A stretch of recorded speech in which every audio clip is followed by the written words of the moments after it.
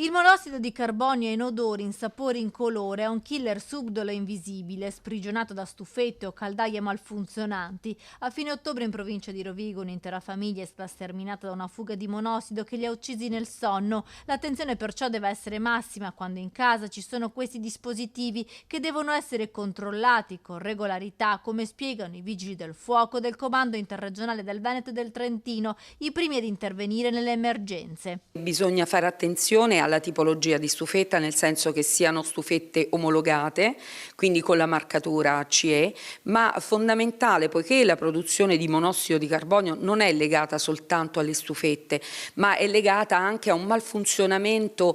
in generale dell'impianto di riscaldamento, e a sua volta questo potrebbe non essere legato a un problema dell'impianto stesso, ma essere legato invece a una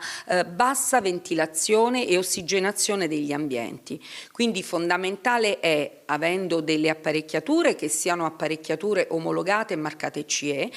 ma anche, a prescindere, che ci sia in qualsiasi ambiente domestico una corretta e adeguata ventilazione. Allo stesso modo è importante, per evitare che il monossido si sprigioni nelle abitazioni, anche la pulizia di canne fumarie, qualora nelle case ci fossero camini e stufe in funzione. La pulizia della canna fumaria è fondamentale, non solo appunto per l'eventuale pericolo legato alla produzione di monossido di carbonio, cioè il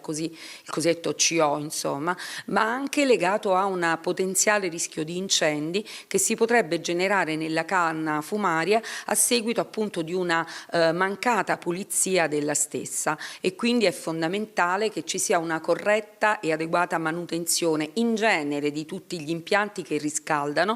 andando dal camino ai termocamini, alle caldaiette e in genere appunto agli impianti di riscaldamento. Essendo il monossido difficile da percepire e molto spesso, quando gli effetti purtroppo sono già avanzati e molto nocivi per la salute, il consiglio che arriva dai vigili del fuoco è quello di dotare le abitazioni di rilevatori in grado di lanciare l'allarme quando viene rilevata una fuga del gas. Per poter avere invece una possibilità di capire se in un ambiente c'è il monossido, si può far riferimento a delle piccole attrezzature, apparecchi anzi, che rilevano l'eventuale presenza, che si trovano in commercio a cifre veramente molto esigue.